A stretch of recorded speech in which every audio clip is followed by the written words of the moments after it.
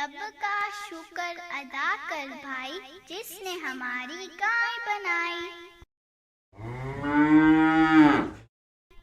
रब का शुक्र अदा कर भाई, जिसने हमारी गाय बनाई।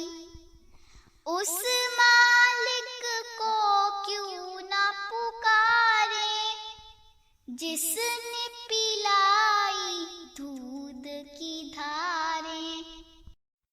खाक को उसने सब्जा बनाया, सब्जा को फिर गाय ने खाया।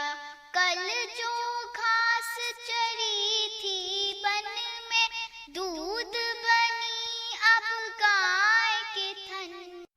खाक को उसने सब्जा बनाया, सब्जा को फिर गाय ने खाया। कल जो घास चरी थी बन में, दूध बनी अब गाय के थन में। सुबहानल्लाह, दूध है कैसा ताजा गरम, सफेद और मीठा।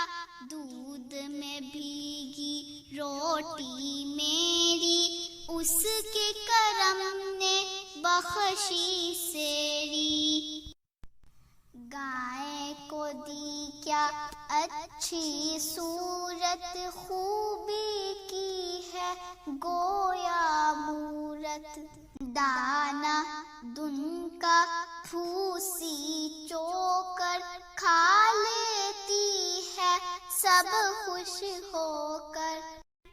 रब का शुक्र अदा कर भाई, जिसने हमारी गाय बनाई।